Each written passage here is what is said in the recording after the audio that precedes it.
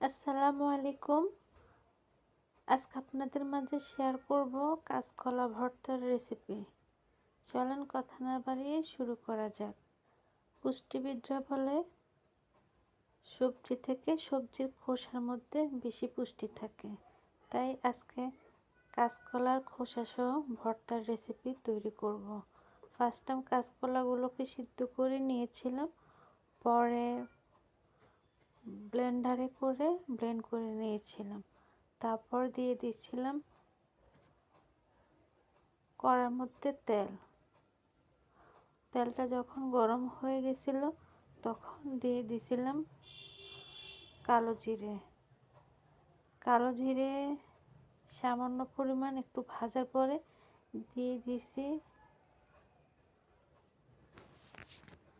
পেঁয়াজ, কাঁচা পেঁয়াজ, রসুন, আস্ত কাঁচা মরিচ, এগুলোকে ভালোভাবে ভেজে নিব। আর কালো জিরার মধ্যে আছে সব ধরনের পুষ্টি। কালো জিরাকে এক কথা বলে মৃত্যু ছাড়া সকল রোগের ওষুধ হচ্ছে কালো জিরা। তাই আমরা ভর্তা বানিয়ে খেতে না পারলেও খাবারের মধ্যে কালো জিরা দিয়েও কিন্তু খেতে পারি। কালো জিরা আমাদের স্বাস্থ্যের জন্য খুবই উপকার। তাই আমরা চেষ্টা করব কালো জিরার ভর্তা খাওয়ার জন্য। আর রেগুলার ভর্তা না খেতে পারলেও বিভিন্ন ধরনের ভর্তার মধ্যে কালো জিরা দিয়ে খাওয়ার জন্য। কালো জিরা দিয়ে অনেক রকম তরকারিও রান্না করে খাওয়া যায়।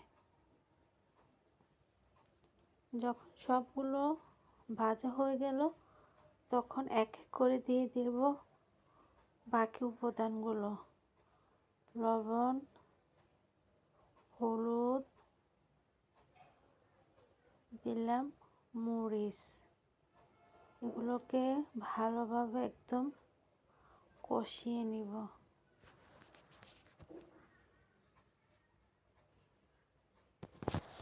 যখন কষানো হয়ে যাবে এই পর্যায়ে দিয়ে দেব পেস্ট করে রাখা